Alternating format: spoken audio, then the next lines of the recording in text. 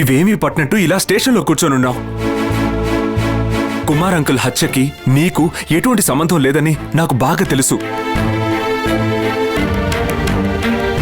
కానీ నువ్వు ఏం జరిగిందనే విషయాన్ని బయటికి చెప్పకుండా మనసులోనే దాచుకుని నిజమైన నేరస్తుని కాపాడుతున్నావు గంగా. ఎవరో చేసిన తప్పుని అనవసరంగా నీ మీద వేసుకుని ఈ కేసుని తప్పుదో పట్టించాలని చూస్తున్నావు. కానీ అందుకు నేను ఒప్పుకోను. నిజం ఏ మూలన దాగునున్నా సరే దాన్ని ఎలాగైనా బయటికి తీసుకొచ్చి నిరూపిస్తాను.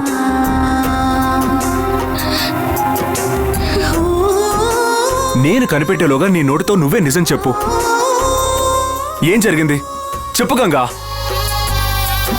ఎందుకు అనవసరంగా నింద నువ్వు మోస్తున్నావు గంగా?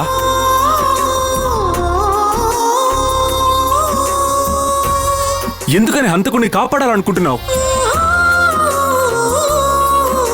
భయపడకుండా చెప్పు, ధైర్యంగా చెప్పు. ఎవరు హత్య చేసింది? నేనే హత్య చేశాను.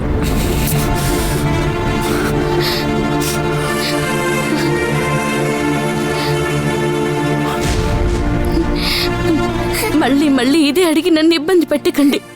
మీరెన్నిసార్లు అడిగినా, ఎవరొచ్చి అడిగినా నేను చెప్పే సమాధానం ఇదే. నువ్వు ఒంటరిదానివి కాదు గంగా. నీకు భర్తని నేను ఒకడున్నాను. కుటుంబం, కూతురు, బంధువులంటూ అందరూ ఉన్నారు. అనవసరంగా నువ్వు సమస్యల్లో ఇరుక్కుంటూ మా అందరినీ ఇలా బాధ పెడుతున్నావు గంగా. ఇలా చూడు, త్యాగం చేసినా కూడా అందులో ఒక న్యాయం ఉండాలి. తనని తాను అంతం చేసుకున్నా ఎవరికీ ఎటువంటి ఇబ్బంది ఉండకూడదు. నీ మూర్ఖత్వం వల్ల మన కుటుంబం మొత్తం ఇబ్బంది పడుతోంది. నువ్వు ముఖ్యం అనుకునే కుటుంబాన్ని ఇబ్బంది పెట్టి ఎందుకని ఇలా త్యాగం చేయాలి? ఎప్పుడు నువ్వు మాటకి మాట మా కోసమే జీవిస్తున్నానని చెప్తూ ఉంటావు కదా. ఇదేనా నువ్వు మా కోసం జీవించడం అంటే?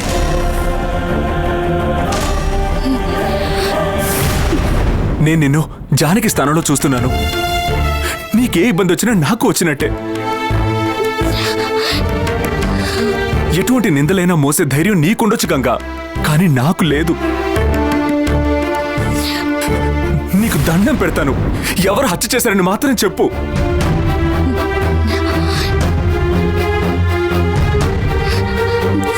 నేనే హత్య చేశాను.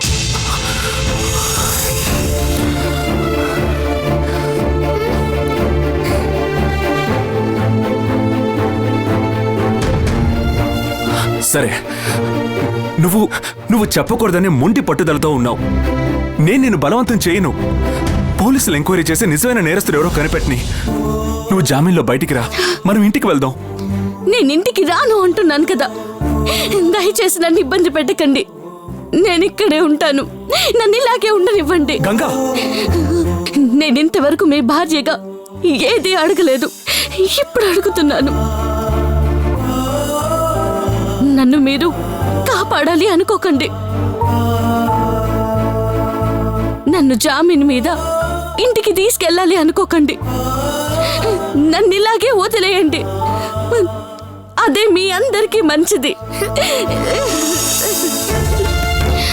ఇక మీదటి విషయం మీద నన్ను చూడ్డానికి రాకూడదు.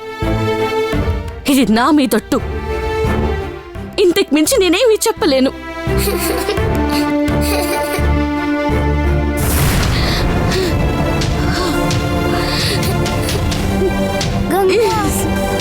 గంగా,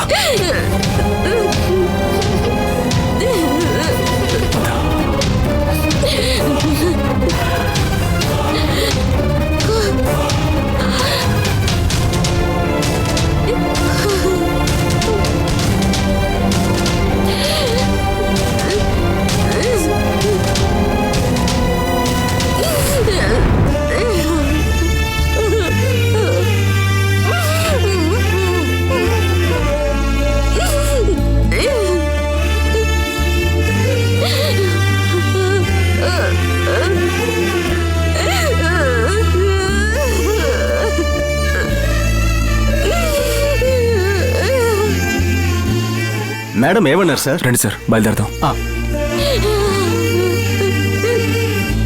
నాన్న నేను గంగతో మాట్లాడొస్తాను నాన్న.